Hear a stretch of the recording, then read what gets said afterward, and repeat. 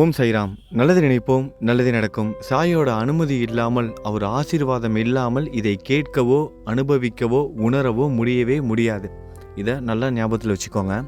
எதுக்காக இதை சொல்கிறேன் அப்படின்னா, அடுத்த 48 நாட்கள் மிகப்பெரிய ஒரு தவத்தையே நம்ம இருக்க போகிறோம். குரு சரித்திர கதைகளை கேட்க போகிறோம். உண்மையாகவே இது ஒரு தவம் தான். கடைநிலை பக்தனாக இருந்து இந்த கதைகளை முழுவதுமாக கேளுங்க.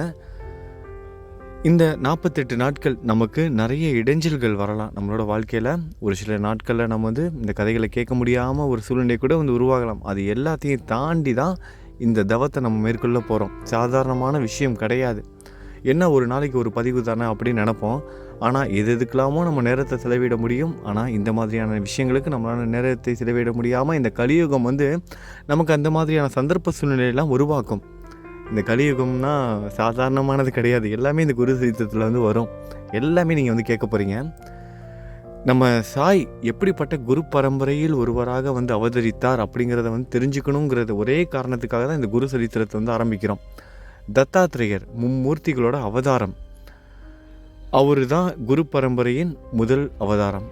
அவர் வழி வந்த ஸ்ரீ பாதவல்லபர், அப்புறம் நரசிம்ம சரஸ்வதி, இந்த மாதிரியான குரு பரம்பரையில் ஒருவர் தான் நம்மளோட சாய்.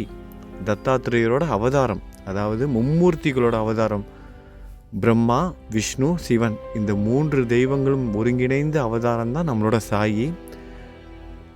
அப்படிப்பட்ட சாயோட பரம்பரை எப்படிப்பட்டது, இந்த குரு வம்சம் எவ்வளவு முக்கியத்துவம் வாய்ந்தது, குரு பக்தினா என்ன, ஒருவரை ஒரு குரு ஒருத்தரை ஆசீர்வதிச்சார்னா அவங்களோட வாழ்க்கையில் என்னென்னலாம் நடக்கும், அது எல்லாத்தையும் நம்ம தெரிஞ்சுக்க போகிறோம்.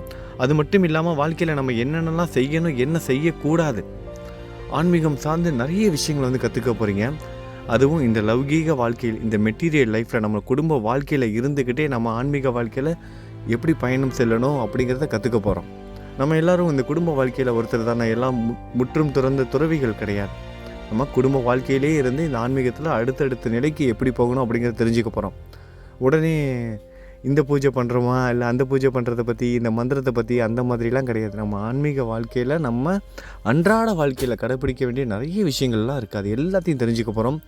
மகத்துவமான ஒரு பதிவாக இருக்க போது. அடுத்த 48 நாட்கள் ஒரு தவம் இருக்க போகிறீங்க.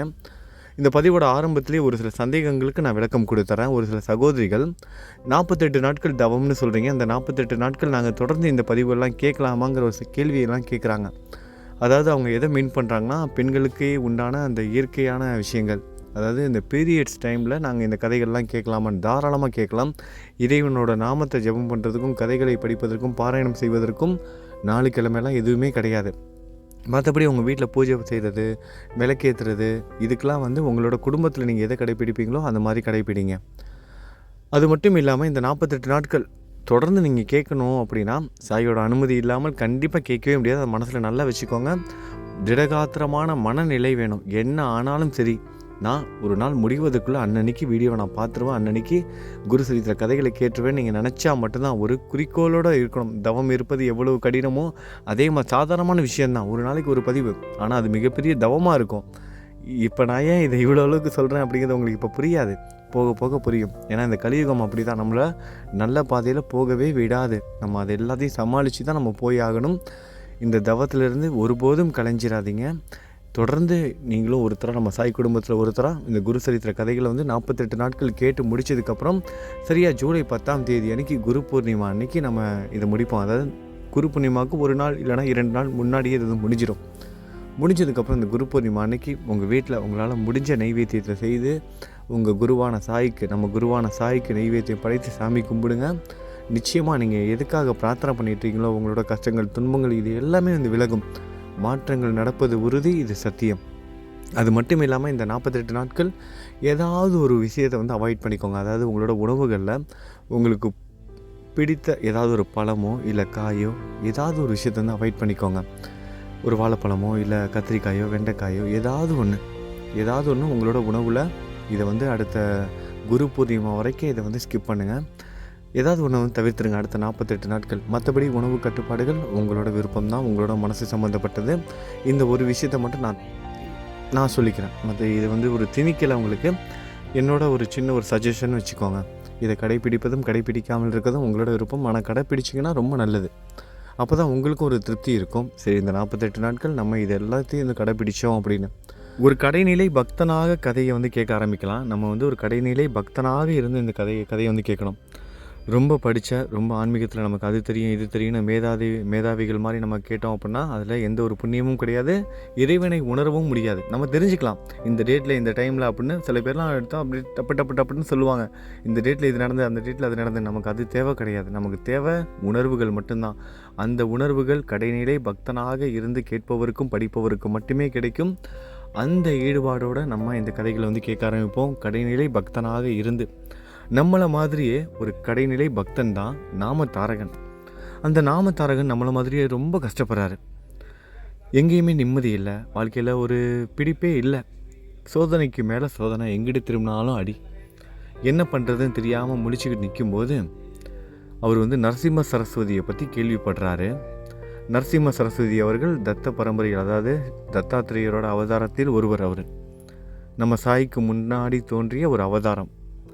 அப்படிப்பட்ட ஒரு குருவை பற்றி கேள்விப்படுறாரு. அவர் வந்து கர்நாடகா மாநிலம் குல்பர்கா, அதாவது இப்போ வந்து காலாபர்கி அப்படின்னு பேர் மாற்றிருக்காங்க. அந்த ஊர் பக்கத்தில் இருக்க கனகாபூர் அப்படிங்கிற ஒரு ஊரில் வந்து இருக்கார்.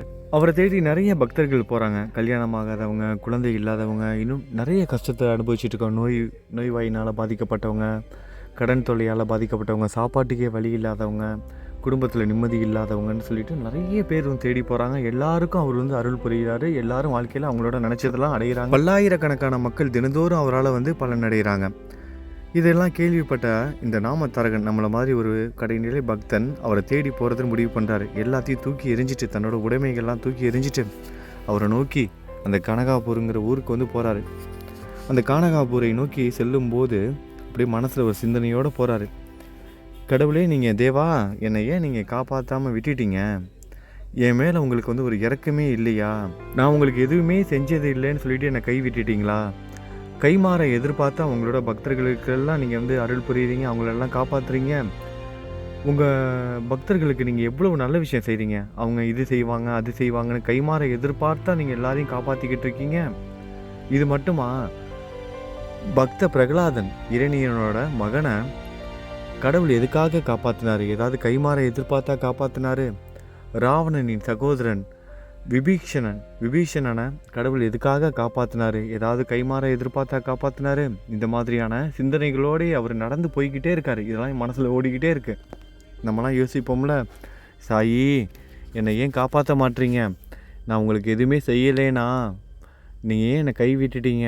எல்லாரும் செய்கிறீங்களே சாயி, எனக்கு மட்டும் எதுவுமே செய்ய மாட்டீங்களே சாயி, நான் இவ்வளோ கஷ்டப்பட்டுட்ருக்கேனே அப்படின்னு நம்ம மனசில் சிந்திப்போம்ல. அந்த மாதிரி இவரும் அந்த குருவை நினச்சிக்கிட்டே அவர் கனகாபுரம் நோக்கி நடந்து போய்கிட்டு இருக்காரு. மேலும் மனசில் வந்து எண்ணங்கள்லாம் போய்கிட்டே இருக்கு இவருக்கு. ஆமாம், நான் உங்களோட பக்தன் இல்லை தான், உண்மைதான். ஆனால் என்னோட முன்னோர்கள் சாயம் தேவன் உங்களோட பக்தன், அதாவது இந்த நாமதாரகனோட முன்னோரான சாயம் தேவன் அப்படிங்கிறவர் இந்த நரசிம்ம சரஸ்வதி அவங்க குருவோட ஒரு பக்தனாக இருந்திருக்காரு.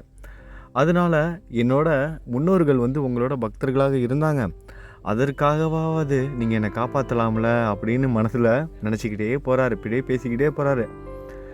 உங்களோட தரிசனத்தை எனக்கு வந்து கொடுங்க, உங்களோட ஆசீர்வாதம் எனக்கு வேணும், நான் உங்களை நோக்கி வந்துக்கிட்டு இருக்கேன். உங்களோட ஆசீர்வாதமும் தரிசனமும் கிடைக்கலனா நான் வந்து இறந்துருவேன், நான் வந்து தற்கொலை பண்ணிக்குவேன் அப்படிங்கிற ஒரு மனக்கவலையோடையும் ஒரு இனம் புரியாத ஒரு சோகத்தோடையும் நடந்து போய்கிட்டே இருக்கார். ஏற்கனவே மன ரீதியாக ரொம்ப பாதிக்கப்பட்டவர், மனசில் ரொம்ப வலிமை இழந்து இருக்கார். நடந்து போகும்போது உடல் ரீதியாகவும் சோர்வடைந்து ஒரு மரத்தடியில் மயக்கம் போட்டு விழுந்துடுறாரு. மயக்கம் போட்டு விழுந்த அந்த டைமில் மயக்கத்தில் இருக்கும்போது அவரோட கனவில் அந்த சுவாமியே தரிசனம் தராரு. ஒரு சித்தர் வேடத்தில் ஒரு சுவாமி அவருக்கு காட்சி கொடுத்து ஜடைகளோட விபூதி புலித்தோல் போத்தி நீண்ட ஜடைகள் தலையிலலாம் பார்த்தீங்கன்னா அந்த முடியெல்லாம் ஜடை பிடித்து இருக்கு. நம்ம சித்தர்கள் சுவாமிகள்லாம் பார்ப்போம்ல, அந்த மாதிரி ஜடை பிடித்து இருக்கு. உடம்பு முழுவதும் வந்து விபூதி பூசியிருக்காங்க, புலித்தோல் வந்து போத்திருக்காரு. அவரோட கனவுல அந்த சித்தர் வேடத்தில் சுவாமி தோன்றி என்ன பண்ணுறாரு, அவரோட தலையில் வைத்து ஆசீர்வதித்து விபூதியை வந்து பூசி விடுறாரு. கனவுல இதெல்லாம் நடக்குது. இது முடிஞ்ச உடனே அவர் விபூதி இட்டவுடன் அந்த கனவில் அவரோட கனவு வந்து கலையுது. அவரும் அந்த மயக்கத்திலேருந்து மீண்டு வராரு. மயக்கம் தெளியுது. மயக்கம் தெளிந்த உடனே புது உத்வேகத்தோட நடக்க ஆரம்பிக்கிறாரு. கனவில் தோன்றிய அந்த சித்தரோட ரூபத்தை மனதில் ஆழமாக பதித்து கொண்டு கானகாபுரை நோக்கி தொடர்ந்து நடக்கிறாரு. அப்படி நடந்து போய்கிட்டு இருக்கும்போதே அவர் கனவில் நேரில் கண்ட அதே உருவம் கண்ணில் தென்படுகிறது. அந்த சித்தர் வராரு எதிர்த்த மாதிரி. பார்த்த சந்தோஷத்தில் ஆனந்தத்தால் அவரோட கண்களிலிருந்து நீர் அவரை அறியாமலே வருது. அந்த சித்தரை, அந்த சுவாமியை வணங்குறாரு. அவரோட பாதத்தில் விழுந்து வணங்கி அவர்கிட்ட பேச ஆரம்பிக்கிறாரு. சாமி, நான் ரொம்ப மனவேதனையோட ஸ்ரீ குருவை பார்க்கறதுக்காக நான் கானகாபுரை நோக்கி நான் போய்கிட்டு இருக்கேன். போகும்பொழுது உங்களோட தரிசனம் கிடைத்தது எனக்கு சற்று மனவேதனையை குறைத்தது. நான் ரொம்ப வேதனையோடு இருந்தேன். உங்களை நேரில் பார்த்தது எனக்கு ரொம்ப சந்தோஷம். நீங்கள் தான் என்னோட கனவுலேயும் வந்தீங்க. நீங்கள் யார் சாமி, உங்களோட பெயர் என்ன அப்படின்னு அந்த சித்தரை பார்த்து கேட்குறாரு. அதற்கு அந்த சித்தர் சொல்கிறாரு, நான் ஒரு சாதுப்பா. நாமதாரகனை பார்த்து சொல்கிறாரு, நான் ஒரு சாது, நரசிம்ம சரஸ்வதியோட ஒரு சீடன். நான் ஸ்ரீ நரசிம்ம சரஸ்வதி அவங்களோட ஒரு சீடன். என்னோட பெயர் சித்தர்னு சொல்லுவாங்க. நான் தீர்த்த யாத்திரைக்காக போய்கிட்டு இருக்கேன். என்னோட குருவான ஸ்ரீ நரசிம்ம சரஸ்வதி அவர்கள் பீமா அமரஜ நதிகளின் சங்கமத்தில் இருக்கிறாரு. அவர் ஒரு மும்மூர்த்திகளோட அவதாரம். அவர் பக்தர்கள் கிட்ட அவர் இல்லைன்னு சொல்லவே மாட்டார். அவர்கிட்ட இல்லைங்கிற பேச்சுக்கே இடம் இல்லை. அவர்கிட்ட யாரெல்லாம் தஞ்சம் அடைகிறாங்களோ, அவரை நம்பி வராங்களோ, அவங்களுக்கு எல்லா செல்வங்களையும் சுகங்களையும் கொடுப்பாரு. இப்படின்னு தொடர்ந்து நரசிம்ம சரஸ்வதி அவர்களோட புகழை நாமதாரகன்ட்ட சொல்கிறாரு. இதை கேட்ட நாமதாரகன், ஐயா சாமி, நானும் பக்தன் தான். அவரை நோக்கி தான் நான் போய்கிட்டு இருக்கேன். என்னோட முன்னோர்களும் அவங்களோட பக்தர் தான். நான் இப்போ தான் அவரை வணங்க ஆரம்பிச்சிருக்கேன். என்னோட முன்னோர்கள் நரசிம்ம சரஸ்வதி அவங்களோட தீவிரமான பக்தர்கள். இப்போ நான் அவங்கள பார்க்க தான் போய்கிட்டு இருக்கேன். எனக்கு அதிகமான துன்பங்களை நான் அனுபவிச்சிட்ருக்கேன்.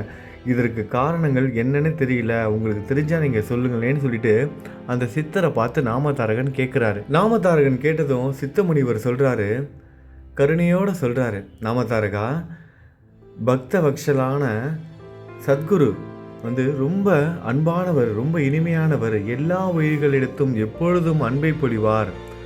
நீ அவரை வணங்கியும் உனக்கு துன்பங்கள் தீரலை அப்படின்னா அவரிடத்தில் உனக்கு உண்மையான பக்தி இல்லைங்கிறது தான் அர்த்தம். அதை புரிஞ்சுக்கோ.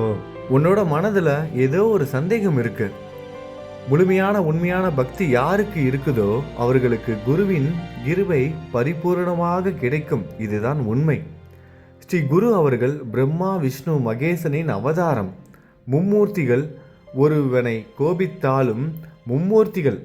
கோபித்தாலும் சத்குரு அவர்களை சுலபமாக காப்பாற்றுவார். கடவுளே ஒருத்தங்க மேலே கோபப்பட்டா கூட சத்குருவானவர் அந்த பக்தரை காப்பாற்றுவார் அப்படின்னு சொல்கிறாரு.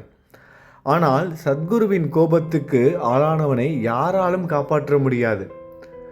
கடவுள் ஒருவனை கோபித்தா கூட குருவால் காப்பாற்ற முடியும். ஆனால் குரு ஒருவனை பார்த்து அவர் மேலே கோபம் கொண்டாங்கன்னா குருவோட கோபத்தை கடவுளால் கூட தணிக்க முடியாது. அந்த மனிதனை கடவுளால் கூட காப்பாற்ற முடியாது அப்படின்னு சொல்கிறாரு. இதை கேட்ட நாமதாரகனுக்கு நம்மளை மாதிரியே ஒரு சந்தேகம். சாமி, இவர் சத்குரு நரசிம்ம சரஸ்வதி, ஸ்ரீ நரசிம்ம சரஸ்வதி அவர்கள் மும்மூர்த்திகளோட அவதாரம்னு சொல்கிறீங்க. அப்படி இருக்கும்போது மும்மூர்த்திகள் கோபம் கொண்டா கூட சத்குருவால் காப்பாற்ற முடியும்னு எப்படி சொல்கிறீங்க? அவரே மும்மூர்த்திகளோட அவதாரம் தானே, அது எப்படி சாத்தியம்? அப்போ மும்மூர்த்திகள் வேற, சத்குரு வேறையா? நீங்கள் என்ன சொல்ல வரீங்க? எனக்கு புரியல, கொஞ்சம் விளக்கமாக சொல்லுங்கன்னு கேள்வி கேட்குறாரு. அதற்கு சித்தமுனிவர் சொல்கிறாரு, நாமதாரகா, நல்ல கேள்வி கேட்டேன் அப்படின்னு சொல்லிட்டு முதல்ல இது பற்றின விளக்கத்தை கொடுக்குறாரு. நல்லா கவனமாக கேளுங்க. முதலில் ஒன்றாக இருந்த பரமாத்மா தான் பல பெயர்களாக வேண்டுமென்று நினைத்து விஷ்ணு வயிற்றிலிருந்து கமலமும் அதன் மேல் 4 முகங்கள் கொண்ட பிரம்மாவும் பிறந்தார். பின்பு பிரம்மா மகாவிஷ்ணுவின் சொல்படி முதலில் சனக சனந்தன், சனத்குமாரா மற்றும் சனத்ஜாதகனையும், பிறகு பிரஜாபதிகளான மரீஷி, அத்திரி, அங்கரீச, புலக, புலஸ்திய, கிரது, வசிஷ்டர்களை உருவாக்கினார். பிறகு 3 உலகங்களை, தேவர்களை, பலவிதமான ஜீவராசிகளை, மனிதர்களை உருவாக்கினார்.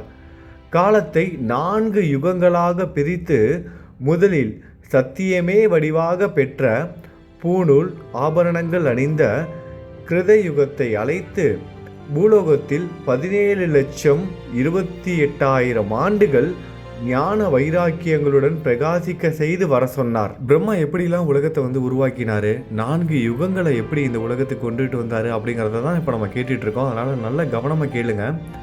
பலவிதமான ஜீவராசிகளை மனிதர்களை உருவாக்கினார். காலத்தை 4 யுகங்களாக பிரித்து முதலில் சத்தியமே வடிவாக பெற்ற பூணூல் ஆபரணங்கள் அணிந்த கிருத யுகத்தை அழைத்து பூலோகத்தில் 17,28,000 ஆண்டுகள் ஞான வைராக்கியங்களுடன் பிரகாசிக்க செய்து வர சொன்னார். அதன் காலம் முடிவடைந்தவுடன் திடமான உடலுடன் கையில் யக்ஞ பொருட்கள் கொண்ட திரேதாயுகத்தை அழைத்து பூலோகத்தில் 12,96,000 ஆண்டுகள் தன் தர்மத்தை பூர்த்தி செய்து வர சொன்னார். ஆகையால் அந்த யுகத்தில் எல்லோரும் தர்ம சாஸ்திரங்களை கற்று யக்ஞ யாகங்களை செய்து வாழ்ந்தார்கள். அதன் பிறகு பிரம்மா வாள், கட்டிலின் கால், வில், அம்புகள் இருக்கும் துவாபர யுகத்தை அழைத்து பூலோகத்தில் 8,64,000 ஆண்டுகள் அவருடைய தர்மத்தை நிறைவேற்றி வர சொன்னார். ஆகையால் துவாபர யுகத்தில் அமைதி, உக்கிரமும், தயவும், கடினமும் போன்ற எதிர்மாறான குணங்களுடன் மனிதர்கள் வாழ்ந்தனர். அதாவது அமைதியோடையும் இருப்பாங்க, உக்கிரமாகவும் இருப்பாங்க, தயவு கொண்ட குணத்தோடையும் இருப்பாங்க, கடினமான குணத்தோடையும் இருப்பாங்க. எதிர்மறையான குணங்களுடன் மனிதர்கள் வாழ்ந்தாங்க. எந்த யுகத்தில் அப்படின்னா துவாபர யுகத்தில். அதுக்கப்புறம் தான் முக்கியமானவர் வராரு. பிறகு பிரம்மா கலிபுருஷனை அழைத்தார். நம்ம கலியுக அரசன் வராரு. இந்த கலிபுருஷன் நீசமான பிசாசை போன்ற உருவமுடன், இந்த கலிபுருஷன் எப்படிலாம் இருப்பான்னு சொல்கிறாரு பாருங்க சித்தமுனிவர். பிரம்மா கூப்பிடும்போது கலிபுருஷன் வரானா. இந்த கலிபுருஷன் நீசமான பிசாசை போன்ற உருவமுடன் கலகம், துவேஷம் போன்ற குணங்களுடனும் நன்னடத்தையை பிடிக்காதவனுமாக, நல்ல நடத்தையே அவனுக்கு பிடிக்காதான், வலது கையில் நாக்கையும் இடது கையில் பிறப்பு உறுப்பையும் பிடித்து கொண்டு ஆனந்தமாக ஆட்டிக்கொண்டு வந்தான். பிசாசு ரூபத்தை பார்த்து சிரித்து, உன் வேடிக்கையான இந்த செயலுக்கு காரணம் என்ன என்று பிரம்மா கேட்கிறார். அதை கேட்ட கலிபுருஷன் மனிதர்களை காமூகர்களாகவும், அதாவது காம எண்ணங்கள் கொண்டவங்களாகவும், நாக்கை அடக்க முடியாதவர்களாகவும் செய்து அவர்கள் நற்கதி அடையாதபடி செய்வேன், அவங்க நல்ல கதிக்கே போகாத மாதிரி தான் செய்வேன் என்பதை தெரிவிப்பதற்காக தான் இந்த செயல் என்றார். எதனால் அவங்க முன்னாடி நான் இப்படி வந்தேன்னா, மனிதர்களை நான் இந்த மாதிரி தான் செய்ய போகிறேன், அதுக்காக தான் உங்கள் முன்னாடி இந்த வேஷத்தில் வந்தேன் அப்படின்னு கலிபுருஷன் பிரம்மா கிட்ட சொல்கிறாரு. அப்பொழுது பிரம்மா கலிபுருஷனை பார்த்து சொல்கிறாரு, 4,32,000 ஆண்டுகள் பூலோகத்தில் உன் தர்மத்தை செய்து வா. அதாவது கலிபுருஷனோட தர்மம் என்னன்னா, மக்களை இந்த மாதிரி தீய எண்ணங்களுக்கும், நாக்க அடக்க முடியாதவங்களும், காமுகர்களாக, மன்மம் பிடித்தவங்களாக, பொறாமை பிடிச்சவங்களாக இந்த மாதிரி தான் நான் கொண்டுட்டு போக போகிறேன். அதான் அவரோட தர்மம். அந்த தர்மத்தை நீ 4,32,000 ஆண்டுகள் செய்ய அப்படின்னு பிரம்மா சொல்கிறாரு. அதற்கு கலிபுருஷன் பயத்துடன், சுவாமி, நான் தர்மத்தை அழிப்பவன், நான் என்னோட தர்மமே என்னன்னா, தர்மத்தை அழிக்கிறது தான் என்னோட தர்மமே, என்னோட வேலையே அதான். வெட்கம் என்பது கிடையாது. தூக்கம், சோகம், கலகம் என்னுடன் இருப்பவர்கள், எனக்கு வெட்கமே கிடையாது. தூக்கம், சோகம், கலகம் இதுதான் என்னோட இருக்கவங்க. மற்றவர்களின் பணத்தை திருடுபவர்கள், பிற பெண்களை அனுபவிப்பவர்கள் என் சகோதரர்கள். கலிபுருஷனுக்கு யாரெல்லாம் சகோதரர் இருப்பாருங்க, மற்றவங்களோட பணத்தெல்லாம் திருடுறவங்க, பிறருக்கு சொந்தமான பெண்களை அனுபவிக்கிறவங்க, இவங்க தான் என்னோட சகோதரர்கள். அது மட்டும் இல்லாமல் இந்த தூக்கம், சோகம், கலகம் இவங்க தான் என்னோட இருக்கிறவங்க. டம்பம், அதாவது வெட்டியான டம்பம் அடிப்பாங்களே, பெருமை பேசிக்குவாங்களே அவங்க. அப்புறம் கர்வம் என் உயிர் நண்பர்கள். டம்பமும் கர்வமும் தான் என்னோட உயிர் நண்பர்கள். போலி சன்னியாசிகள் எனக்கு வேண்டியவர்கள். இந்த போலியான சன்னியாசிகள் தான் எனக்கு வேண்டியவங்க. கலியுகத்தில் நம்ம நிறைய பார்த்துக்கிட்டே இருக்கோம்ல போலி சன்னியாசிகள். காவி வேஷ்டி போட்டிருப்பாங்க, ஆனால் நான்வெஜ்ஜி சாப்பிடுவாங்க, சாயின்னு சொல்லுவாங்க. சரி வேணாம், அந்த டாப்பிக்லாம் போக வேணாம். போலி சன்னியாசிகள் எனக்கு வேண்டியவர்கள். வேதங்களையும் சிவனையும் கேசவனையும் தூற்றுபவர்கள் எனக்கு பிடிக்கும். போலி சன்னியாசிகள் எனக்கு வேண்டியவர்கள். வேதங்களையும் சிவனையும் கேசவனையும் தூற்றுபவர்கள், யாரெல்லாம் தெய்வத்தெல்லாம் பழித்து பேசுகிறாங்களோ அவங்களெல்லாம் எனக்கு பிடிக்கும். தர்ம காரியங்களை செய்பவர்கள், உண்மை பேசுபவர்கள் புண்ணியவான்கள். பிரம்ம ஞானிகள், பக்தியுடன் ஜப தியானங்கள் செய்பவர்கள் என்றால் எனக்கு நடுக்கும்.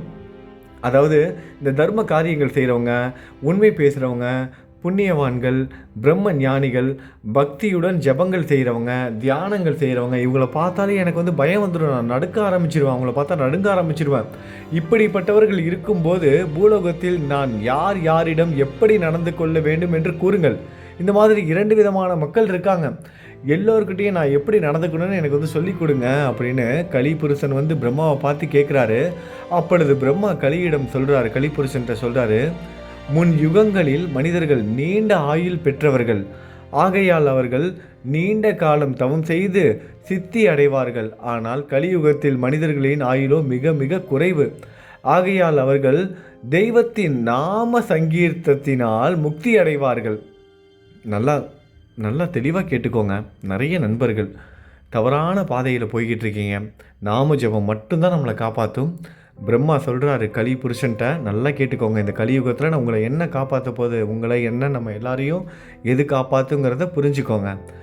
அப்பொழுது பிரம்மா கலியிடம் சொல்கிறாரு, முன் யுகங்களில் மனிதர்கள் நீண்ட ஆயுள் பெற்றவர்கள். ஆகையால் அவர்கள் நீண்ட காலம் தவம் செய்து சித்தி அடைவார்கள். ஆனால் கலியுகத்தில் மனிதர்களின் ஆயுள் காலம் மிக மிக குறைவு. அதனால் அவர்கள் தெய்வத்தின் நாம ஜபத்தை செய்து முக்தி அடைவார்கள். ஆகையால் நீ என் சொல்படி பூலோகத்திற்கு சென்று அங்கு தர்மத்தை கடைபிடிப்பவர்கள், ஞானிகள், புண்ணியம் செய்பவர்கள், சிவனை பெருமாளை பூஜிப்பவர்கள், தாய் தந்தை குருக்களை பூஜிப்பவர்களை பாதிக்காதே. கடவுள்களை வழிபடுறவங்க, அப்புறம் தாய் தந்தை குருக்கள், இவங்களெல்லாம் பூஜை செய்கிறவங்கள நீ எந்த ஒரு பாதிப்புக்கும் உள்ளாக்காத. இவர்கள் தவிர மற்றவர்களை நீ அங்கு சென்றவுடன் உன் வசப்படுவார்கள். இவங்களை தவிர மற்றவங்க எல்லாரும் நீ போன உடனே உன் பக்கம் வந்துடுவாங்க. உனக்கு அவங்களெல்லாம் ரொம்ப பிடிச்சி போயிடும், அவங்களுக்கும் உன்னை ரொம்ப பிடிச்சி போயிடும். நல்லவர்கள் கூட உன் மகிமையினால் தீயவர்களாக மாறி விடுவார்கள். இதை நல்லா கவனத்தில் வச்சுக்கணும். நல்லவர்கள் கூட உன் மகிமையினால் தீயவர்களாக மாறிவிடுவார்கள் என்று கூறினார். அப்புறம் இடையில ஒரே ஒரு விஷயம் மட்டும் சொல்லிக்கிறேன். நிறைய பேர் நாம ஜபம்னா என்னன்னு சொல்லிட்டுருங்க. இறைவனோட பெயரை வந்து ஜபம் பண்ணுறதா, நீங்கள் வணங்குற இறைவனோட பெயரை. இப்போ சாயினா சாயி சாயி சாயி, ஓம் சாய்ராம் ஓம் சாய்ராம்னு நம்ம நாம ஜபம் மட்டும்தான் அனைத்து விதமான பிரச்சனைகளுக்கும் ஒரே தீர்வு. இப்போ சிவனோட நாமம் ஓம் நமச்சிவாய, ஸ்ரீராம ஜெயம், ஜெய் ஸ்ரீராம், இந்த மாதிரியான நாம ஜபம் தான். ஓம் சாய், ஸ்ரீ சாய், ஜெய் ஜெய் சாய், இந்த மாதிரியான நாம ஜபங்கள் தான் பண்ணணும். அதாவது இறைவனோட பெயர்களை வந்து நம்ம உச்சரித்து கொண்டே இருக்கணும். குறைந்தது ஒரு நாளைக்கு 108 முறை, ஒரு நாளைக்கு 108 முறை, அதாவது 108 முறை இறைவனோட நாமத்தை ஜபம் பண்ணுறதுனா ஒரு ரவுண்டு அப்படின்னு சொல்லுவாங்க. குறைந்தது 16 ரவுண்டு செஞ்சால் நல்லதுன்னு சொல்கிறாங்க. ஏன் 32 முறை செய்கிறவங்களாம் இருக்காங்க, தீட்சை வாங்கினவங்களாம். ஆனால் நம்ம குறைஞ்சது 16 முறை செய்ய முடியலனாலும் ஒரு முறையாவது, அதாவது ஒரு நாளைக்கு 108 முறையாவது சாண்டிங் பண்ணணும், இறைவனோட நாமத்தை ஜபம் பண்ணணும். அதற்கு பேர் தான் நாம ஜபம். அதற்கு இப்படி சொல்கிறாரு பிரம்மா வந்து சொல்கிறாரு, நீ அங்கே போனவனே இந்த மாதிரிலாம் நல்ல குணங்கள் இல்லாமல் கெட்டவங்களாக இருக்கவங்களாம் உன் வசம் வந்துடுவாங்க. இது மட்டும் இல்லை, நல்லவங்களாக இருக்கவங்க கூட உன்னோட மகிமையினால் உன் வசம் வந்துடுவாங்க, தீயவர்களாக மாறி விடுவாங்க அப்படின்னு பிரம்மா வந்து சொல்கிறாரு. அதற்கு கலிபுருஷன் கேட்குறாரு, சொல்கிறாரு, தேவதேவா, முக்கியமாக குருவை பூஜிப்பவர்களை பாதிக்காதே என்று கூறினீர்கள். முக்கியமாக நீங்கள் சொன்னீங்க குருவை பூஜிப்பவர்களை பாதிக்கக்கூடாதுன்னு நீங்கள் சொன்னீங்க. அப்படி என்றால் குரு என்றால் யார்? குருனா முதல்ல யாருன்னு எனக்கு சொல்லுங்கள், அப்போ தானே அவங்கள நான் பாதிப்புக்கு உள்ளாக்காமல் இருக்க முடியும். அவரின் பெருமை என்ன என்று வேண்டினான். அதற்கு பிரம்மா சொல்கிறாரு, கு என்றால் இருள், ரு என்றால் நீக்குபவர். நல்லா கேட்டுக்கோங்க, குரு என்ற பெயருக்கு அர்த்தம் என்னன்னா, கு என்றால் இருள். இது வந்து பிரம்மா கொடுக்குற விளக்கம் கலிபுருஷனுக்கு. கு என்றால் இருள், குரு என்றால், ரு என்றால் நீக்குபவர். அதாவது கு என்றால் இருள்,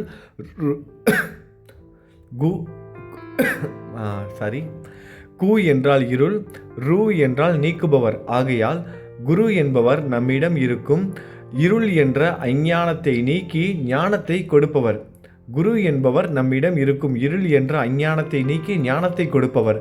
குரு மும்மூர்த்திகளின் அவதாரம். ஆகையால் குரு திருப்தி அடைந்தால் மும்மூர்த்திகள் சந்தோஷம் அடைவார்கள். குரு மும்மூர்த்திகளின் அவதாரம், நல்லா கேட்டுக்கோங்க. ஆகையால் குரு திருப்தி அடைந்தால் மும்மூர்த்திகள் சந்தோஷம் அடைவார்கள். குரு கோபம் கொண்டால் மும்மூர்த்திகளில் யாராலும் காப்பாற்ற முடியாது. குரு கோபித்தால் மும்மூர்த்திகள் யாராலும் அவரை காப்பாற்றவே முடியாது. குருவின் கருணையினால் மனிதன் முக்தி அடைவான். குரு தன் சீடனுக்கு நல்லது கெட்டதை தெரிவித்து நன்மார்க்கத்தில் செல்வதற்கு வழிகாட்டுவார். குரு தன் போதனைகளால் பக்தி, ஞானம், யோகம், முக்தி ஆகியவை பெற செய்வார். அவர் ஞான ஜோதி ரூபம். அப்படிப்பட்ட குருவின் சேவையினால் மனிதனுக்கு எல்லா வளமும் கிடைத்து நற்கதி அடைவான். அதற்கு உதாரணமாக ஒரு கதையை சொல்றாரு. பிரம்மா கலிப்புருஷனுக்கு ஒரு கதையை சொல்ல போறாரு. அந்த கதையை இப்போ நம்மளும் கேட்க போறோம். ரொம்ப ரொம்ப ஒரு முக்கியமான ஒரு கதை. குரு பக்தி எப்படி இருக்கணும் அப்படிங்கிறத நம்ம தெரிஞ்சுக்க போறோம். குருனா யாரு அப்படிங்கிறதையும் நம்ம தெரிஞ்சுக்க போறோம். பிரம்மா சொன்ன கதை. இதை கேட்கறதுக்கே இதை படிக்கிறதுக்கும் நம்ம கொடுத்து வச்சிருக்கணும். முன்னொரு காலத்தில் கோதாவரி நதிக்கரையில் அங்கரீச மகரிஷி ஆசிரமம் இருந்தது. அங்கு நல்லோர்கள், தவம் செய்பவர்கள், விரதத்தை கடைபிடிப்பவர்கள் இருந்தார்கள். அவர்களில் பைலமுனி மகன் வேத தர்மன் என்ற ஒரு முனிவர் இருக்கிறார். வேத தர்மன் ஒரு முனிவர் இருக்கிறாரு. அவருக்கு கீழே நிறைய சீடர்கள் இருக்காங்க. அந்த வேத தர்மன் என்ன பண்ணுறாரு, அந்த மகரிஷி தன்னோட சீடர்களோட குரு பக்தியின் சிரத்தை, அதாவது எந்த அளவுக்கு அவங்க நம்பிக்கை வைத்திருக்காங்க, எந்த அளவுக்கு உண்மையான பக்தியோடு இருக்காங்கன்னு தெரிந்து கொள்வதற்காக ஒரு சோதனையை நிகழ்த்துறாரு. தன்னோட சீடர்களெல்லாம் அழைத்து கூப்பிட்டு சொல்கிறாரு, நான் என்னோட முற்பிறவியில் செய்த பாவங்களால் பெற்ற கருமாவை இந்த பிறவியில் என் தவத்தினால் கொஞ்சம் போக்கிக் கொண்டேன். நான் என்னோட அந்த மகரிஷி சொல்கிறாரு பாருங்க தன்னோட சீடர்கள்ட்ட, நான் போன ஜென்மத்தில் போன பிறவியில் நான் செய்த நிறைய பாவகர்மாவை இந்த பிறவியில் செய்த கொஞ்சம் தவத்தினால கொஞ்சம் போக்கிக் கொண்டேன். கொஞ்சம் போயிடுச்சு. மீதமுள்ள கர்மாவை போக்கணும் அப்படின்னா நான் மீண்டும் ஒரு பிறவி எடுத்து தவம் செய்யணும். இல்லைன்னா இந்த பிறவியிலேயே நான் அனுபவிக்கணும். இந்த பிறவியிலே நான் இந்த பாவ கர்மாங்கள் போகணும் அப்படின்னா நான் காசிக்கு போய் 21 வருடம், நல்லா கேட்டுக்கோங்க, காசிக்கு போய் அங்கு 21 வருடம் தொழுநோயோடையும் குருடனாகவும் முடவனாகவும் வாழ்ந்து என்னோட பாவங்களை நான் போக்கிக் கொள்ளணும். அப்படி செய்தாதான் நான் முக்தி அடைவேன். குரு சொல்கிறாரு தன்னோட சீடர்கள்ட்ட, சீடர்களா இங்கே பாருங்கள், நான் போன பிறவியில் நிறைய பாவம் செஞ்சேன். அதனால் என்னோட கெட்ட கருமாவை போக்கணும் அப்படின்னா, அதான் நான் இந்த பிறவியில் செய்த தவத்தினால கொஞ்சம் கெட்ட கருமாலாம் போயிடுச்சு. மீதமுள்ள பாவ கருமா போகணும்னா நான் மீண்டும் ஒரு பிறவி எடுத்து தவம்லாம் செய்யணும். இல்லை இந்த பிறவியிலே என்னோட பாவங்கள்லாம் போகணும்னா நான் இப்போ காசிக்கு போய் ஆகணும். காசிக்கு போய் 21 வருஷம் நான் தொழுநோயோடையும் குருடனாகவும் முடவனாகவும் வாழ்ந்து என்னோட பாவங்களை போக்கி கொண்டால் மட்டும்தான் என்னால் முக்தி அடைய முடியும். அதனால் நான் அங்கே போக போகிறேன். எனக்கு துணையாக சேவை செய்கிறதுக்கு உங்களில் யாராவது இருக்கீங்களா, நீங்கள் வரீங்களா அப்படின்னு கேட்குறாரு. குரு கேட்குறாரு. இதை கேட்ட சீடர்கள் குரு சேவையில் குறை நேர்ந்தால் என்ன நடக்குமோ என்று பயந்து மௌனமாக இருக்காங்க. சாதாரணமான விஷயம் கிடையாது. 21 வருஷம் இவருக்கு அங்கே சேவை செய்யணும். எப்படி சேவை செய்யணும்? இவருக்கு கண்ணு தெரியாமல் போயிடும், நடக்காமல் போயிடுவார், முடவனாயிடுவார், குருடனாயிடுவார். இது மட்டும் இல்லாமல் தொழுநோயும் வந்துடும். இப்படிப்பட்டவருக்கு சேவை செய்வது எவ்வளோ கடினம். ஒரு நாள் இல்லை, 2 நாள் இல்லை, 21 வருடம். அதனால் எல்லாரும் பயப்படுறாங்க. ஏதாவது ஒரு குறை வந்துருச்சு, குருவுக்கு செய்கிற சேவையில் ஏதாவது ஒரு குறை வந்துருச்சுன்னா அந்த பாவம் நம்மளை பாதிக்குமேன்னு நினச்சி எல்லாரும் மௌனமாக இருக்காங்க. அப்படி இருக்கும்போது ஒரு உண்மையான ஒரு தீவிரமான பக்தன், தீபகன்கிற ஒரு பக்தன், அந்த சீடன் வரான். குரு முன்னாடி நின்று, குருவே உங்களுக்கு சேவை செய்வதற்கு நான் தயாராக இருக்கேன். ஆனால் நீங்கள் ஒரு விஷயம் எனக்கு செய்யணும் குருவே. நீங்கள் அனுமதி கொடுத்தால் உங்களுக்கு பதிலாக நான் 21 வருடங்கள் குருடனாகவும் முடவனாகவும் தொழுநோய் பெற்று அந்த கருமாவை அனுபவிக்கிறேன். உங்களுக்காக அந்த கஷ்டங்களை நான் அனுபவிக்கிறேன் குருவே, இதுக்கு அனுமதி கொடுங்கன்னு அந்த தீபகன்கிற அந்த உண்மையான சீடன் கேட்குறான். இதை கேட்ட அந்த குரு சொல்கிறாரு, எவன் ஒருவன் பாவம் செய்கிறானோ அவனே அந்த பாவ கருமாவை அனுபவித்தாக வேண்டும். தவிர வேறொருவர் அனுபவித்தால் அந்த கருமா தீராது. யார் பாவம் செஞ்சாங்களோ அவங்க தான் அந்த கருமாவை அனுபவிக்கணும். அவங்களுக்கு பதிலாக வேற யாராவது அனுபவிச்சா எப்படி அந்த பாவ கருமா தீராது. அதனால் நானே அதை அனுபவிக்கணும். நோயாளிகளுக்கு சேவை செய்வது மிக கடினமானது. அதற்கு சம்மதமானால் நீ என்னுடன் வரலாம். நீ எனக்கு சேவை செய்கிறதுனா வா, ஆனால் அது கடினமாக இருக்கும். ஏன்னா நோயாளிகளுக்கு சேவை செய்வது ரொம்ப கடினமான ஒரு வேலை. உன்னால் முடிஞ்சால் நீ என் கூட வரலாம் அப்படின்னு சொல்கிறாரு. தீபகனும் அதுக்கு சம்மதித்து குருவோடு சேர்ந்து காசிக்கு போகிறாரு. அங்கு வேத தர்மனான அந்த குரு மணிகர்ணிகா. அந்த மணிகர்ணிகா நம்ம சேனல் பார்க்குறவங்களுக்கு தெரியும், அது வந்து ஒரு படித்துறை. அங்கே தான் வந்து மயானம். அந்த மணிகர்ணிகா படித்துறையில் நீராடி விஸ்வநாதரை வணங்கி, காசி விஸ்வநாதர் சிவனை வணங்கி அருகில் இருக்கும் கம்பலாஸ்வரத்தில் தீபகன் கட்டிய ஒரு கூடாரம் கட்டுறாரு. அந்த தீபகனுக்கு வந்து பக்கத்தில் வந்து ஒரு கூடாரம் கட்டுறாரு. அந்த கூடாரத்தில் வந்து வாழ ஆரம்பிக்கிறாரு. உடனே அவருக்கு கண் பார்வை போகுது. அந்த கூடாரத்தில் வாழ ஆரம்பிக்கிறாரு. அங்கே வந்த கொஞ்ச நாள்லேயே அவருக்கு வந்து முதல்ல கண் பார்வை இல்லாமல் போகுது அந்த குருவுக்கு, வேத தர்மனுக்கு. பிறகு முடவனாக போகிறாரு, முடவனாகிறார். கண் தெரியாமல் போகுது. அதுக்கப்புறம் முடவனாகிறார், நடக்க முடியாது. அதுக்கப்புறம் தொழுநோய் ஏற்படுகிறது. உடலில் புண்கள் ஏற்பட்டு சீல்கள் வடியுது. புழுக்களுடன் துர்நாற்றம் வர தொடங்குது. உடம்பு ஃபுல்லாக சீலாக வடியுது. உடம்புல அங்கங்கே சதையிலேருந்து புழுலாம் வருது, துர்நாற்றம் அடிக்குது. மேலும் அவர் மனநிலையும் இழந்தார். எப்படிப்பட்ட ஒரு கொடுமை பாருங்கள். கண்ணு தெரியாமல் போகுது, நடக்க முடியாது. உடம்புல அங்கங்கே அப்படியே சீல் வடியுது. தொழுநோய் வந்து சீல் வடியுது, புழுலாம் நெளியுது, துர்நாற்றம் அடிக்க ஆரம்பிக்குது. கூடவே அவரோட மனநிலையும் பாதிக்க ஆரம்பிக்குது. இப்போது அந்த சீடன் தீபகன் வந்து சேவை செய்கிறாரு. எப்படி சேவை செய்கிறானா, காசி விஸ்வநாதருக்கு சேவை செய்கிற மாதிரி நினச்சிக்கிட்டு தன்னோட குருவுக்கு தினமும் குளிக்க வைக்கிறார், நீராட்டுறாரு. புண்களை வந்து துடைத்து விடுறாரு. சீலாக வடியுது பாருங்கள், அந்த புண்களெல்லாம் தொடச்சி விடுறாரு. சீலாக வடியுது, அதெல்லாம் தொடச்சி விட்டு பூஜையும் செய்கிறாரு. அது மட்டும் இல்லாமல் பிச்சை எடுக்கிறாரு. பிச்சை எடுத்து அந்த சோறை வந்து ஊற்றி விடுறாரு. ஏன்னா மனநலம் பாதிச்சிருச்சு. தன்னோட குருவுக்கு கை கால்களும் சரியாக வந்து இயங்கலை, கண்ணும் தெரியாது, சாப்பிடவும் முடியாது. என்ன பண்ணுறாரு, ஊட்டி விடுறாரு. அந்த சீடன் வந்து அந்த குருவுக்கு வந்து ஊட்டி விடுறாரு சாப்பாடு, அதுவும் பிச்சை எடுத்து. ஆனால் குருவோ தனக்கு சேவைகள் சரியாக செய்யவில்லை என்றும், ஆனால் அந்த குரு என்ன பண்ணுறாருன்னா, தனக்கு சேவைகள்லாம் நீ சரியாக செய்ய மாட்டேங்கிற, புண்களை சரியாக நீ வந்து தொடச்சி விட மாட்டேற, அதனால் ஈக்கள்லாம் வந்து மிக்குது, ஈக்கள்லாம் வந்து என்னை வந்து கடிக்குது, அந்த புண்ணில் உட்காந்து கடிக்குது, எனக்கு வந்து வேதனையாக இருக்குது, நீ ஒழுங்காகவே சேவை செய்யலை அப்படின்னு அந்த தீபகன்கிட்ட வந்து கோவப்படுறாரு அந்த சீடன்கிட்ட. நீ அந்த ஈயெல்லாம் வந்து விரட்டி விடுப்பா. அப்பொழுது தீபகன் உடலை சுத்தம் செய்ய முற்பட்டால் இந்த மாதிரிலாம் பேசுகிறார். உடனே தீபகன் வந்து சரி நம்ம குருவுக்கு வந்து ஏதோ கஷ்டமாக இருக்குது போல, அதனால தான் இப்படி பேசுகிறான்னு சொல்லிட்டு அவரோட உடலை சுத்தம் செய்ய ஆரம்பித்தா உடனே என்ன பண்ணுறாரு, கோவமாக பேச ஆரம்பிக்கிறாரு. என்ன பண்ணுறாரு, குரு வந்து முதல்ல உடலெல்லாம் நீ ஒழுங்காக சுத்தம் பண்ணல, அதனால தான் ஈயெல்லாம் மிக்குது அப்படின்னு சொன்னோடனே தீபகன் சுத்தம் செய்ய ஆரம்பித்தார்னா அப்போ வந்து கோவப்படுறாரு. நீ ஏதோ கடமைக்கு செய்கிற, உனக்கு என் மேலே வந்து பிரியமே இல்லை, நீ உண்மையான சேவையே செய்யலை, அது இதுன்னு சொல்லிட்டு ஏதோ மாட்டிக்கிட்டேன்னு ஏதோ கடமைக்கு செஞ்சுக்கிட்டு இருக்க அப்படின்னு சொல்லிட்டு கோவப்படுறாரு. அப்புறம் பேசிக்கிட்டு என்ன பண்ணுறாரு, உடனே போய் சாப்பாடு வாங்கிட்டு வா அப்படின்னு திடீர்னு சொல்கிறாரு. சாப்பாடு நல்ல சாப்பாடு அவர் போய் பிச்சை எடுத்துகிட்டு வந்தால் கூட இவர் என்ன பண்ண, சாப்பாடு நல்லாவே இல்லைன்னு தூக்கி எறிகிறாரு. இந்த மாதிரிலாம் செஞ்சுட்டு இருக்காரு. ஆனால் ஒரு சில சமயங்கள் என்ன பண்ணுறாரு, பாராட்டுறாரு. நீ நல்லா என்னை பார்த்துக்கிறப்பா, ரொம்ப அன்போடு என்னை கவனிச்சுக்கிற அப்படின்னு அந்த தீபகனுங்கிற சீடனை வந்து பாராட்டவும் செய்கிறாரு. ஒரு சில நேரத்தில் இப்படி நடந்துக்கிறாரு, ஒரு சில நேரத்தில் அப்படி நடந்துக்கிறாரு. தீபகனும் பொறுமையாக எல்லாத்துக்கும் மௌனமாக இருக்கார். அவரால் முடிஞ்ச வரைக்கும் காசி விஸ்வநாதருக்கு சேவை செய்கிற மாதிரி தன்னோட குருவுக்கு சேவை செய்துக்கிட்டே இருக்காரு. சில நேரத்துலலாம் கண்ணாபண்ணு திட்டுறாராம், நீ இங்கேருந்து போயிரு, நீ ஏதோ கடமைக்கு செய்கிற, எனக்கெல்லாம் முடியல அப்படின்னு சொல்லிட்டு கண்ணாபண்ணு திட்டுறாரு. ஏன்னா எல்லாத்தையும் பொறுத்துக்கிட்டு தன்னோட குருவுக்கு வந்து பக்தியோடு வந்து சேவை செய்துக்கிட்டே இருக்காரு. குருவே சகல தேவதேவா ரூபம் என்று நினைத்து காசி சேத்திர யாத்திரையையும் செய்யாமல் அங்குள்ள தேவதைகளையும் சேவிக்காமல் குரு சேவையிலே மூழ்கி போகிறாரு. அவர் அங்கே எதையுமே செய்யலை. அவர் வந்து கோயிலுக்கு போகிறது, சாமி கும்பிட்றது, பூஜை பண்ணுறது, இதெல்லாம் எதையுமே செய்யாமல் தன்னோட குருவுக்கு மட்டுமே சேவை செஞ்சுக்கிட்டே இருக்கார்.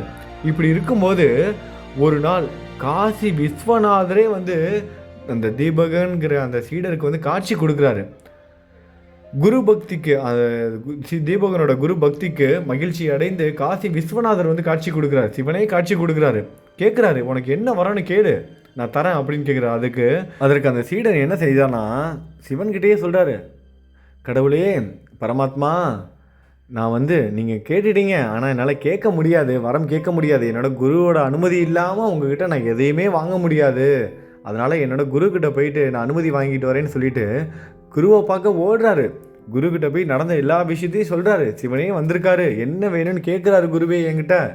நான் வந்து உங்களுக்கு இந்த வியாதியெலாம் போகணும் அப்படின்னு சொல்லிட்டு நான் வரம் கேட்கட்டுமா அப்படின்னு கேட்குறாரு. பாருங்கள், அப்போ கூட அவருக்காக வந்து வரம் கேட்கல, தன்னோட குரு இவ்வளோ கஷ்டப்பட்டுட்டு இருக்காரு அப்படிங்கிறதுக்காக அந்த வரத்தையும் வந்து குருக்கிட்ட அனுமதி வாங்கிட்டு தான் கேட்கணும்னு சொல்லிட்டு குருக்கிட்ட வந்து கேட்குறாரு. நான் கடவுள்கிட்ட இந்த வரத்தை கேட்கட்டுமா, உங்களோட வியாதிகள்லாம் சரியாகணும் அப்படின்னு நான் வரம் கேட்கவா அப்படின்னு அந்த குருக்கிட்ட கேட்குறாரு. அதுக்கு அந்த குரு சொல்கிறாரு, அந்த சீடனை பார்த்து, என்னடா உனக்கு சேவை செய்கிறது ரொம்ப கஷ்டமாக இருக்கா? என்னை பார்த்துக்க முடியலையா? என்னோட பாவ கர்மாவை நானே அனுபவிக்கணும்னு தான் நினைக்கிறேன். அதனால் நீ எனக்காக எந்த வரமும் கேட்க வேணாம் அப்படின்னு கோபமாக பேசுகிறாரு. இந்த தீபகன் என்ன பண்ணியிருக்காரு, அவர்கிட்ட போய் கேட்குறாரு, குருவே உங்களோட இந்த இதெல்லாம் வியாதியெல்லாம் சரி பண்ணி வரம் கேட்கட்டுமான்னு கேட்குறாரு. ஆனால் இவர் ஒத்துக்க மாட்டேங்கிறாரு. என்னோட கர்மாவை நான் தான் போக்கணும், உன்னால் பார்த்துக்க முடிஞ்சால் பார்த்துக்கோ, இல்லைன்னா ஓடி போயிரு அப்படின்னு சொல்லிட்டு கோபமாக பேச ஆரம்பிக்கிறாரு. தீபகன் அதை பார்த்து அதெல்லாம் கேட்டதுக்கப்புறம் சிவபெருமானை போய் சந்திக்கிறாரு. சிவபெருமானும் காசி விஸ்வநாதரும் பொறுமையாக காத்துக்கிட்டு இருக்காரு.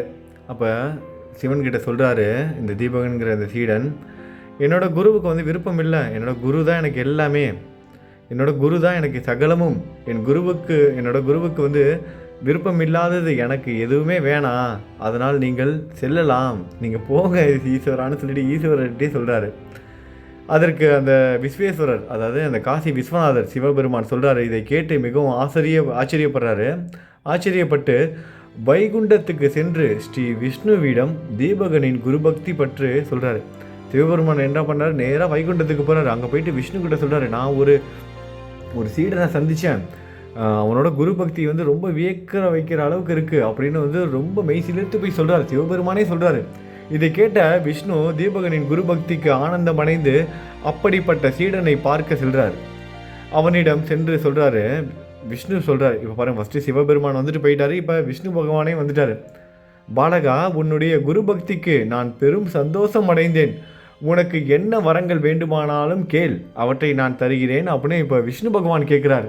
அதற்கு அந்த தீபகன் அந்த சீடன் சொல்கிறான், விஷ்ணுவை வணங்கி, ஐயா வரங்களை பெற, கடவுளே வரங்களை பெற உங்களுக்காக தவம் செய்கிறவர்கள் அவங்க நிறைய பேர் இருக்காங்க, அவங்களெல்லாம் விட்டுட்டு உங்களை என்றைக்குமே நான் வணங்கினதே கிடையாது, எனக்கு நீங்கள் தரிசனம் தந்திருக்கீங்க. அதாவது இவங்களாம் சிவபக்தர்கள், சிவனை மட்டுமே தான் வழிபட்டுட்டு இருக்காங்க. அதான் அவர் கேட்குறாரு, உங்களுக்காக எத்தனையோ பேர் காத்துக்கிட்டு இருக்காங்க, கடுமையான தவங்கள்லாம் புரிஞ்சுக்கிட்டு இருக்காங்க, அவங்களெல்லாம் விட்டுட்டு என்ன தேடி வந்திருக்கீங்களே, நான் உங்களை வணங்கினதே கிடையாது, எனக்கு தரிசனம் தந்திருக்கீங்களே, அது ஏன்னு கேட்குறாரு.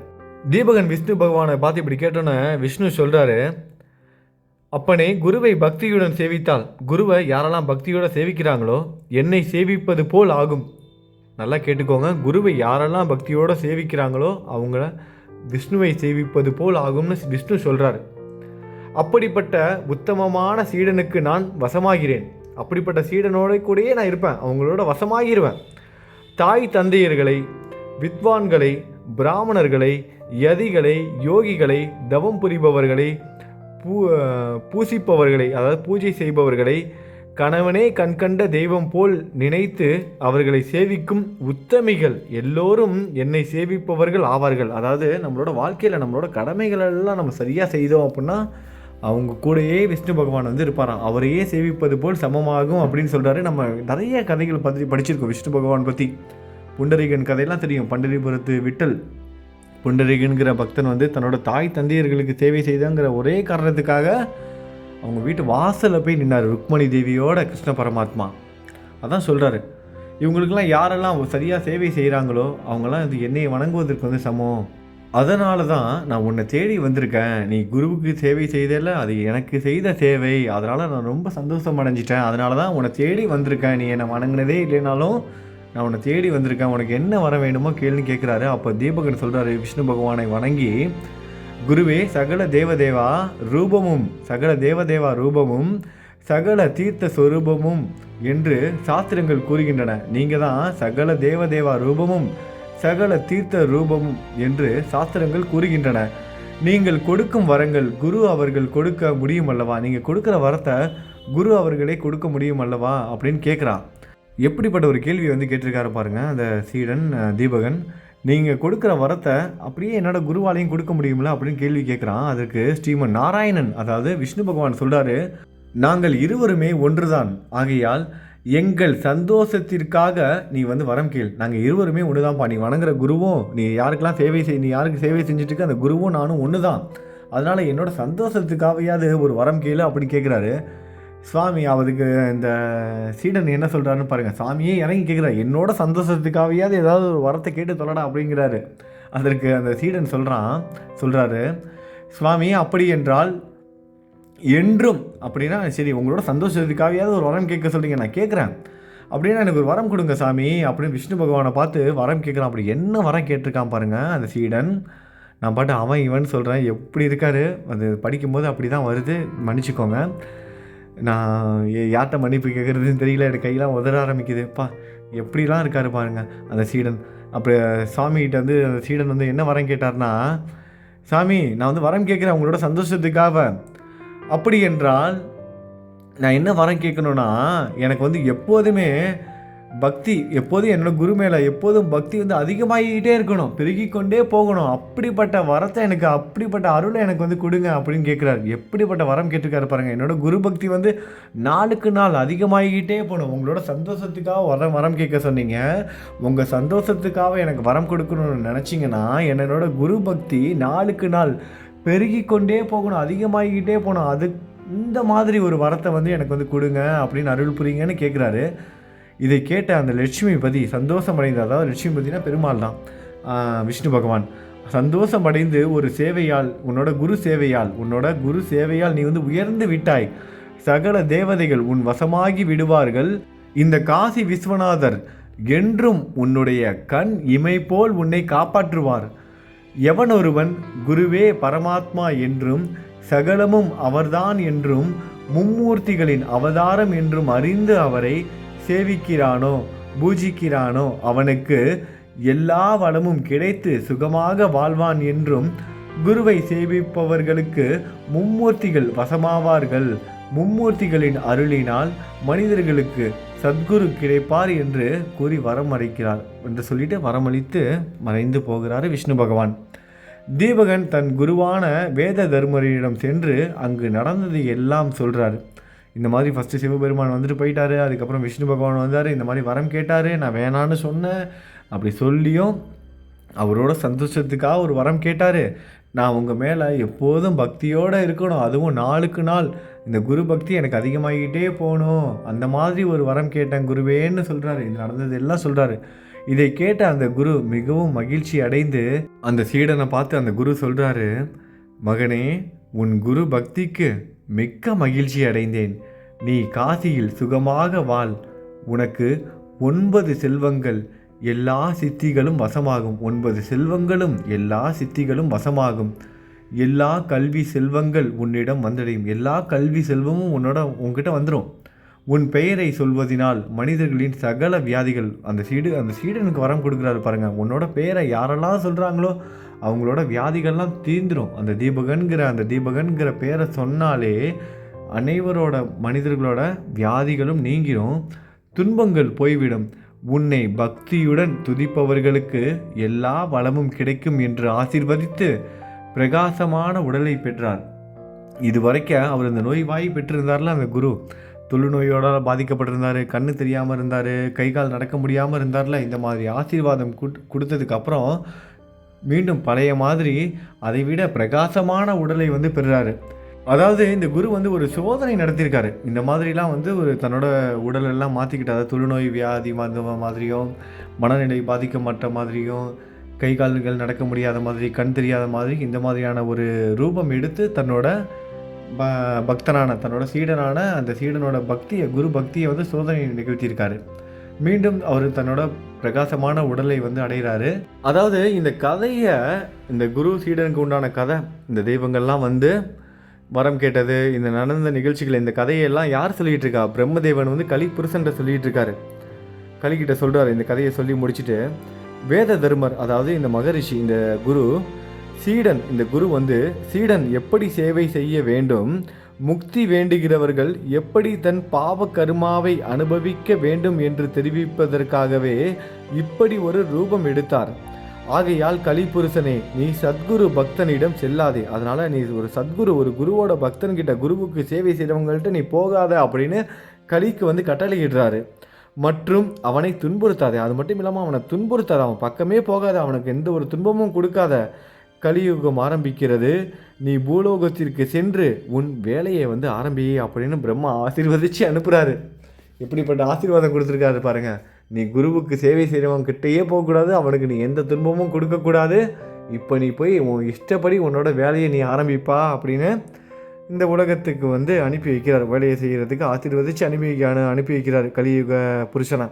இந்த பிரம்மா கூறிய கதைகள் இது எல்லாத்தையும் அந்த சித்த முனிவர் மூலமாக நாமத்தாரகன் வந்து கேட்டுக்கிட்டே இருக்கான். நம்மளும் நாமத்தாரகனாக இருந்து அந்த சித்த முனிவர் எப்படி இந்த கலியுகம் உருவானது, பிரம்மா எப்படி உலகத்தை படைச்சார், கலியுக புருஷன் என்னென்னலாம் செய்ய போகிறான், என்ன செஞ்சுக்கிட்டு இருக்கான், குருவை வணங்குறதுனால நமக்கு என்ன நன்மை கிடைக்க போகுது, குரு பக்தி எப்படி இருக்கணும், இது எல்லாமே நம்மளும் அந்த நாமத்தாரகன் அப்படிங்கிற அந்த சாதாரண ஒரு பக்தன் மாதிரி நம்மளும் கூடவே இந்த கதைகளெல்லாம் கேட்டு உணர்ந்திருப்போம்.